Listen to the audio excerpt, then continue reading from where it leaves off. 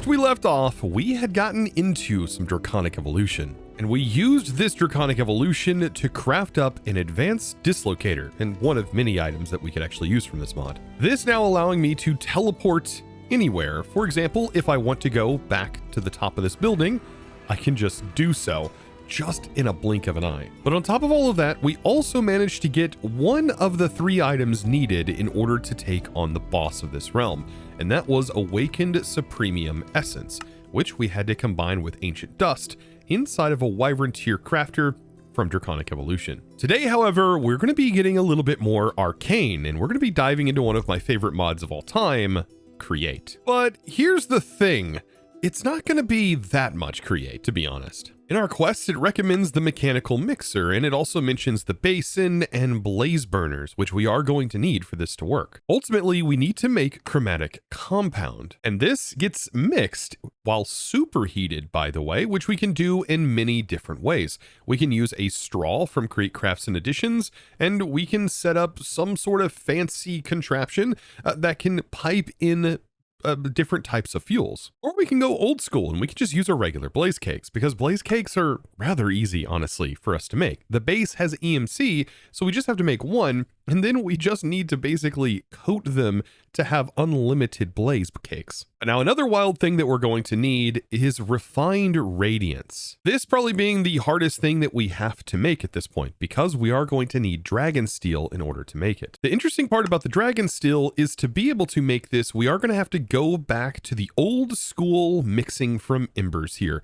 And we're going to mix some dragon's blood, which we get by melting things down, or we can use a centrifugal separator, which is probably going to be the easier way to do this, to get the different types of ice and fire bloods out of the bottles. And then this gets mixed together to be able to produce dragon steel, which we can either mix inside of the Create mixer, which doesn't seem too difficult, or we can take this and make it inside of an Ender.io setup. Now, if I'm going to be dabbling with Create, there is one thing that I really love to automate as soon as possible, and that is casings for Create. Normally, for casings, we'd have to place down the log, we'd have to strip the log, and then we would also have to click the log with something else, like andesite, alloy, copper, brass, you know, those things. And then we'd also have to pick the thing up. With the help from our friends modular routers here, this should be a little bit easier for us to actually get set up. So for example, let's build a pattern for andesite casings.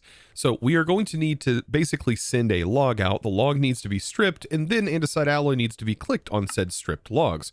So let's take any log, for example, spruce log, we'll send out, and then we also send that out with andesite alloy. And then we should expect to get back andesite casings when all is said and done. So with our pattern, the first thing that gets sent into the modular router is going to be the log. And so we want to set this to whitelist mode, and we want to make sure that we place in a filter. It's good practice, and then set the side of the modular router that you actually want this to go into.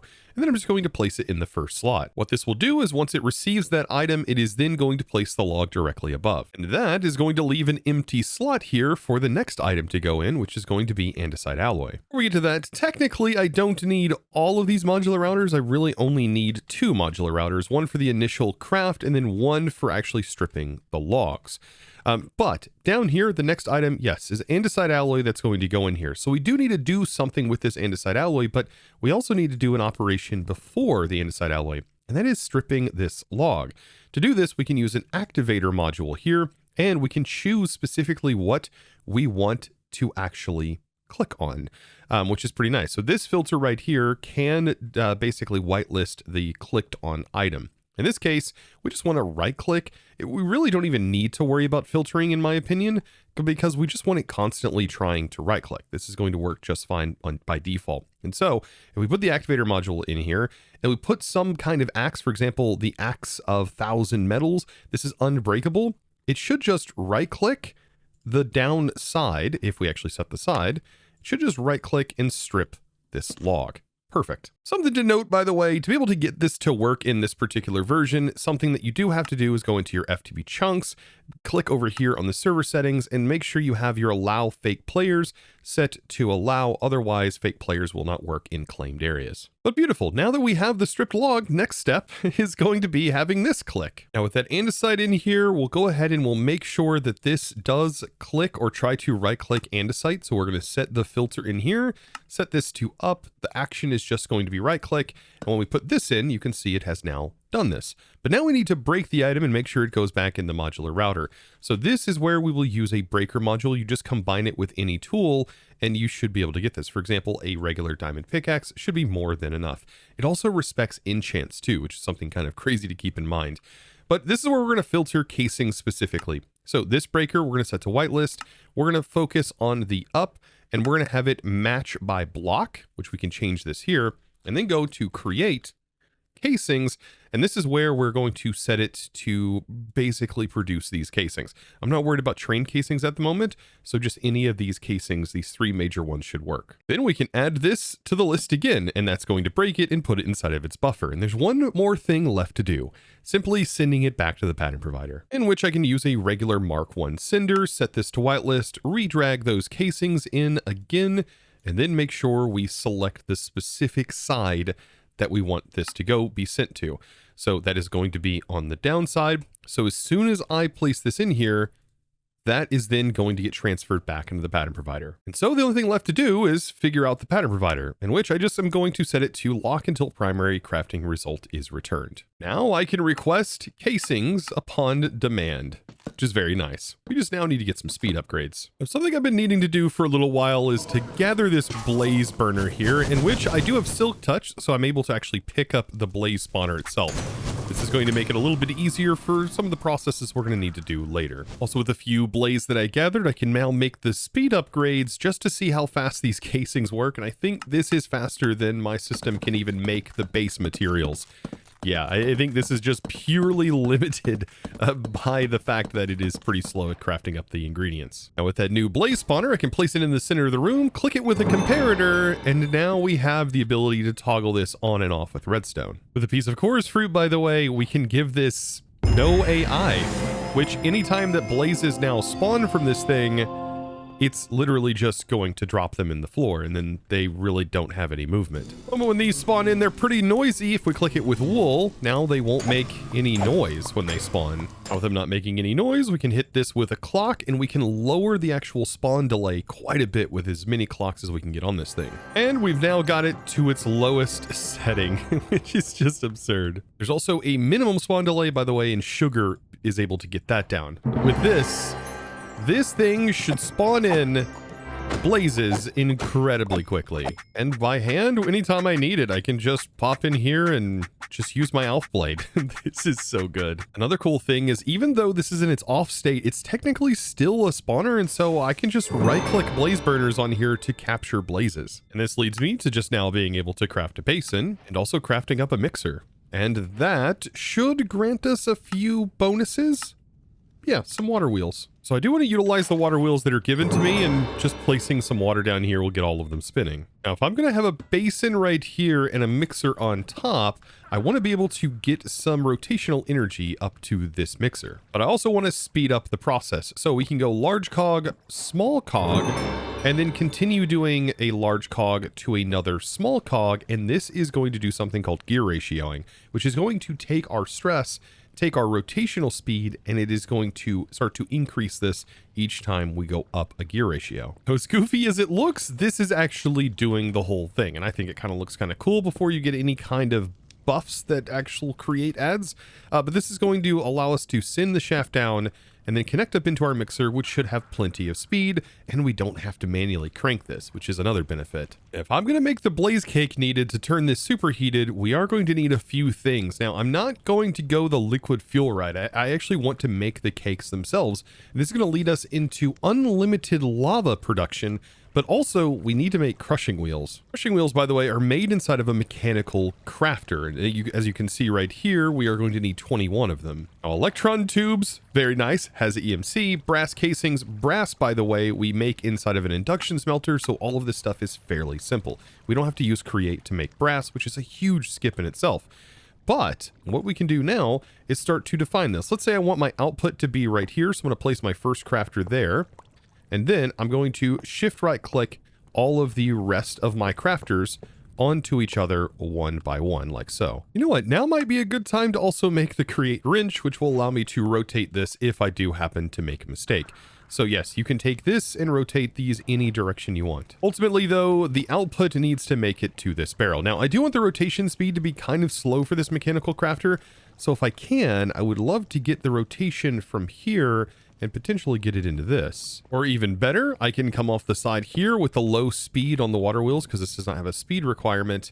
And then we can bring this up, rotate it like so, and then we can just connect in some cogs, and this is now powered. Now I just need to craft this thing. So I'm going to place all of these components into here like this, and then we have wood planks on the outside and then inside the andesite. And now I just watch it slowly craft because we are using minimal stress here. Boy, this is taking an awfully long time, isn't it? You know what? I should really farm some blazes while I wait. But there it goes, finally reaching its final destination. Should all be combined together, and if it all succeeds, it'll go into the barrel. Otherwise, it's just going to spew all of the items out everywhere. And now we have a pair of crushing wheels. For the crushing wheels themselves, I don't know if this is going to be enough stress to get this crushing wheel going or if it's in the right direction. But if you take chain drive, place it in the center, this usually spins at least in the correct rotation direction where they're opposing each other.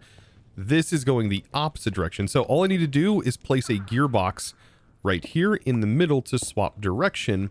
And now we should be able to at least get a slow moving crushing wheel. And we only need the crushing wheel set up, by the way, for cinder flower. So I'll just toss in a singular netherrack and turn off my magnet, of course. And then that grants us a cinder flower, which does have an EMC value. And this is what's going to get everything started for us. So with an egg, sugar, and now cinder flower, we can take this mixer, break it temporarily, and this I'm going to place in a vertical gearbox and tap in with a mechanical press. Now, as of right now, we've definitely ran out of stress, but if we break this, that should be able to get most of this up and running. Let's see, that has stopped, which means this has stopped, which means we can probably get this all connected. I would assume that we have plenty to run that, right? That's interesting. Oh, that's right. At max RPM, this runs at like 2,000 stress units. And at the moment, these only generate 256 stress units each. So instead, I'll just tap into this network, and now this is going to work just fine. And all I have to do is just toss in one of each of these items. That's going to drop down, and it will get me... There we go. It'll get me the base. And the Blaze Cake base, by the way, is EMCable, which in my opinion is the hardest part of this whole setup. Because now, all we have to worry about is making unlimited lava. And this is where Create comes in to play again. All we need for this is a hose pulley. And then also what I want to do is use a fluid cell from Thermal series. This is not too bad to create. You just need to make some rubber. Rubber is made very easily with AE2. You just need to have water substitution enabled, so it replaces the bucket with regular water that's in its inventory. Back to Muspelheim, we have unlimited lava here, so this is going to be more than enough space. And all I need to do is basically drop this pump down, and we can use the Create wrench to kind of rotate this, have it in any direction we want. This being the face that we actually pump from, this being the face that we need to lower the hand crank down into. So if we lower this until it stops working, we're going to be down at the bed of lava.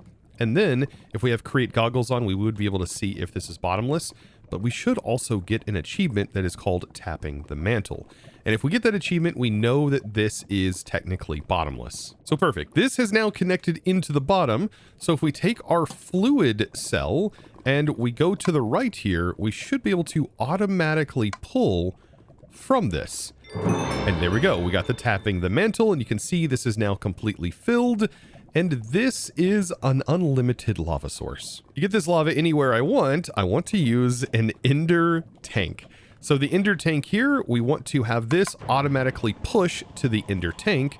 And now the ender tank is ready to go. Any other tank that has white on the channel is going to have lava in it. And this makes making the actual lava production on our blaze cakes incredibly simple. All we need is a spout set up here, and then a depot we can place down here. And then we place the ender tank directly on top of the spout, and we flip this. When we flip this, it's going to fill the actual spout with lava.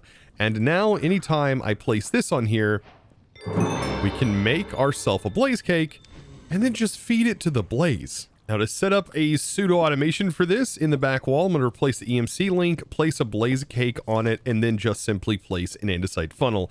And any time that we take this out, it's just going to keep one in stock always. Now I think I have just about everything we need in order to make the base of this recipe, which is going to be dragon steel ingots. This needs ancient dust, which ancient dust we are producing by putting glowstone in here and also having draconium dust go in the crystallizer, which I guess I should have automated originally by placing EMC links up here, having glowstone go into this one and draconium go into this, and then making sure to have auto output turned on so the way that makes it into the barrel. So now to set up some automation for this, we can place it in a depot, and then, believe it or not, we can place a barrel directly above, and then we can use an andesite funnel to pull from the same block space that you see here. We just need to make sure that this is rotating into the barrel like so. And now we can superheat this and just simply toss in all of our ingredients. So netherite scrap, we're also gonna need dust and nickel. All of that gets placed in.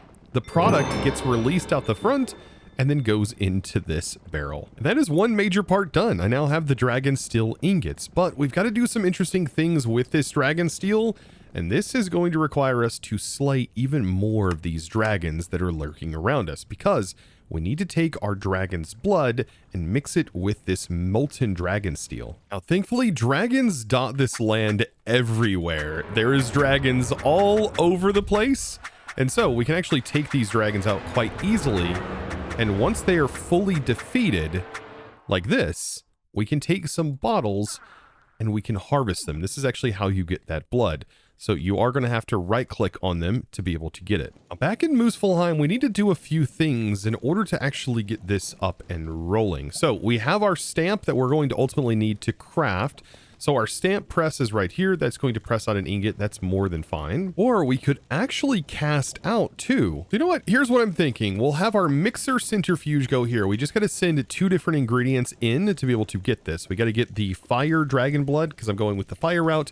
And then we also have the molten dragon steel. So we do have to melt the dragon steel, and that'll be done like right here inside of a melter. Then I just need to link this together. With the melter, the dragon steel can then go in and that should start processing. I have to remember that fluids mix in the bottom and then are produced in the top. I think the easiest way to get fluid out of the bottles is to actually use a create drain. And then we can also still use the extractors to be able to get this going. So we'll take our fluid pipe, connect that over, and then use a lever on here to automatically send that, and then we just need to throw our bottles of dragon blood on there to drain. Once that is complete, everything should now be inside here. And this means we can use a casting table and an ingot press and then a faucet to be able to get the actual ingots out. And there we go. We have molten dragon steel, which, by the way, makes some really impressive armor and gear. There's still one more thing that we need to do. I need to offer to the gods some particular stone and then drop down the offering, in which we shall receive some ingots of the skies here with Nature's Aura. And thankfully, we can learn this stuff. And here comes refined radiance. So we have ourselves energized glowstone, and we just need to combine the Imperium, the dragon steel ingot of whatever type you choose, and an ingot of the sky. We let all of this process up, and this will get us a much harder to craft thing, the refined radiance, than the shadow steel, of course. And there we go. So we're almost ready to go with this. There's just one other thing we need to do. We need to make the chromatic compound itself. By superheat mixing shadow steel and refined radiance with pure dye, this blend creates a chromatic compound holding the both essence of dawn and dusk. That's such a cool use of this. But now in order to get the pure dye, which we're going to need here, we need to dabble a tiny bit into the Woot mod. To make the dye liquifier, which apparently can make this fluid, we are going to need this stygian plate. So we're going to need these stygian ingots and all of these different materials here. And the way we get these, well, involves us doing a very interesting Woot mechanic. So first thing we need to do, automate Stygian dust. Then we must automate the smelting of the Stygian, which is going to go inside of here. Then we definitely need to craft the anvil, which is one of the things that we have to craft a ton of materials for. So we'll get all of that ready to go. That is all going to smelt up. And then I need to pull out some really old knowledge because it's been a really long time since I've played around with the Woot mod. So we now have ourselves the anvil, but we're also going to need a stygian hammer for this, or stygian. I keep calling it stygian, but perfect. With both of these things, this is what we need to get started. To make these factory bases, we are going to need plates and ingots. And to make the plate, we should be able to place a plate mold on here. So we are going to need to get our hands on a plate mold, which is an iron trap door, some quartz, and also an ingot. Something else we're going to also need is to place this anvil on top of a magma block. So we'll place the magma block down here for now, place the anvil on top, and then we can start to make these things. So for example, if I put the trap door here, and then I just throw these ingredients out next to the anvil, if I click, does it work? Okay, no. Okay, what if I click them onto the actual anvil? That does work. Nice. Then we can take the plate mold, I would assume, and place an ingot on it and be able to craft more. And if items are next to it, it doesn't craft. It has to be placed on it. So this is the basics of Woot. I really want to dive deeper into more things regarding Woot. That is going to be something that we can do very, very soon. But for now, we just got to get this dye liquifier up and running. So let's go ahead, take our factory base that we now just crafted, and then we'll use that to craft a dye liquifier. With this dye liquifier, I have never used this before, but apparently you put in the different dyes, and I'm assuming we can use a regular bucket to just pull the liquid out that it generates. So, I mean, some basic materials, right? We need blue, red, and it looks like yellow and potentially white here. All of these colors combined together should equal the thing we're looking for. So I'll just take all of those base colors and simply put them in here. And there we go. We have pure dye fluid being produced. And I now should be able to grab a bucket of it. Yes, the results is rainbow. That's good. So here is our final moments. All we've got to do is get this superheated, then drop in shadow steel, refined radiance. Well, refined radiance really doesn't like to float in per se. It really likes to take its own trajectory. But we can fix this quite easily by adding a barrel over here, just like so. And then we can take 2 of these item drains, and then we'll just place an andesite funnel on this, making sure it goes in, and then having this one pull out. So that way I can put my individual ingredients in. They will roll through. They will go into here. Now ready to just simply have a bucket of dye liquid placed in. And then we get our chromatic compound. Oh boy, this is the last ingredient before we can actually summon in the bosses. And after completing this task, we get a couple of more skill points. My skill tree for this, though, looks really good. I think I'm going to go for 10% armor shred and then also 10% critical damage. And then I'm sure we'll unlock the rest of these as we continue on and do more things in the quests. But this chromatic compound is now one thing that we get to add to our list of summoning items, allowing us to summon Skull and Hattie, the twins that have technically been hunting us this entire time here in Midgard. Now, even though we have all of the stuff required, there is still one more thing I would probably like to get set up, because we're going to be working on more Woot next episode, and that is actually automating this anvil. To do this, we need this magmator, and they are of different tiers, but to be able to go up into the higher tiers, well, we're going to need these shards. And to be able to get shards, well, we actually need an upgrade that allows shards to potentially be dropped. And I'm assuming this happens from the mob farm itself. But at least getting started, we can use copper, and we can actually make this by making a shard mold. So I'll place down my prismarine, throw on these 2 ingredients, and then that should get us the mold for the shards. And then to get the actual copper shards, well, it's going to be 4 of these ingredients to make 1 shard. With all of the base ingredients, we now have the copper magmator. Now, according to the guide, copper is only going to try to do the craft every 50 ticks, whereas iron will do every 20 ticks, which would be every second, and then every half a second, and then it keeps getting lower and lower until ultimately you get down to every tick, which is very quick. Now, for this to function, essentially we place this underneath, and then if we shift right click this, we can change its redstone mode. So right here, it's run with no redstone signal, or run with redstone signal. We probably want it set to just ignored, which should just constantly run. It shouldn't like matter at the moment. Now, I believe what it is going to be simulating is the actual hammer, like the time that we click it with the hammer. This is basically what this is doing. So let's say I want to make a bunch of these plates because we are going to need quite a bit of them. I don't know if we can just simply hopper into this. I know if we put the plate mold down, that will work. And then if we put one of them in, aha, we can hopper it in. Now, at the moment, it should be trying to do something. I notice it isn't actually crafting.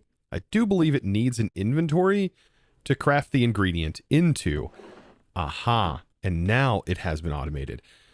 But if we put too many things in, like this, notice it's not going to be able to perform the craft. So here we are with another regulation issue. Yes, an issue where we have to keep in mind how many items are actively inside of an inventory. I think, though, the only thing I really want to be able to automate for now, because everything else should be easily done just by us handcrafting, is going to be particular plates. Now, these plates we won't be able to do. Everything basically comes down to the ingot and also the plate, it seems. So I crafted another one. This is going to be for any time we do manual. This one we need to automate specifically plates for. Okay, so the regulating issue won't be that big of an issue if AE can directly push items into this. For this setup, I have an idea. So if I place this down and I also have my anvil I place down, we essentially need some sort of inventory right here. And what I'm thinking is we could place like a pattern provider up on the top, potentially. That could definitely work. Or we can even place the pattern provider here on the back, like it doesn't really matter. But we do need an inventory connected to this. And technically, our pattern provider is an inventory, but we just need to be able to access it in some way or have this be able to access it. And there's actually a tool that can let us do that. That is through the power of the entangled block. Yes, we do have the entangled mod in here, which is kind of nice. So I can just take the entangled block and an entangled binder, and then I will link the binder right here to this block. And so now that I have the pattern provider in here, if I place this here, the pattern provider is technically an inventory, and this should hopefully see this as an inventory. I do want to rotate this though, and I want this pointing into here, but everything else should work just fine. All we have to do is test this out. Now, in the pattern provider itself, we definitely want this to be lock until primary crafting result is returned. This is what's going to perform that regulating action. Then I just need to build a pattern for this. So we're going to remove the mold and just say 1 ingot is going to equal a plate. And in the pattern provider, we place this in. And then if we go to Woot, we should be able to request several of these. And just to check and make sure it actually does detect this as a barrel. Oh, it doesn't look like it is because, oh, actually, you know what? Maybe it's just because of its redstone mode. Let's set this to ignore. And let's see, does it detect it? Doesn't look like it does. Oh, we are going to have some sort of other inventory here. And I was really hoping the entangled block would work because the entangled block technically is acting as this actual pattern provider. Oh, but I have a wonderful idea. We can use the power of a double chest. That should receive the item. And you can see it has been crafted perfect, went in. And then we can use an item translocator to just send it directly back into the pattern provider, which should allow this to craft over and over again with no problem whatsoever. We are literally just waiting, basically, for the operations to happen, which, yeah, isn't the fastest thing in the world. We can see these processes happening and how fast it currently is. You can see it going in one at a time. I would have to say this is a pretty compact setup, this whole deal right here, and it doesn't require any power. Now, alternatively to this particular setup, you could definitely use a hammer on a modular router, basically sending the items in and then just using a collector to collect it, much like we're doing for all of our other settings. It would be much faster, and we may ultimately end up switching to that, But yes, a modular router can click incredibly fast, so it would definitely kind of break the need for needing a mag meter in the first place. But I really wanted to show how this is actually used. But I tell you, we have so much more to do, so many more things I have planned, and I can't wait to do them with you. But I think that'll be a fun adventure for another day, and also tons of boss battles next episode, as we are going to have to take on the twins. So if you don't want to miss that episode, be sure to click that subscribe button if you haven't already, and give this video, guys, a huge thumbs up. And now, without further ado, it's time for me to thank the amazing supporter of today's episode. And that amazing thanks is going to go out to Pepe. Thank you so much for your amazing support in choosing to support me over on the Discord by becoming a Discord premium member and supporting my content in one of the best ways possible.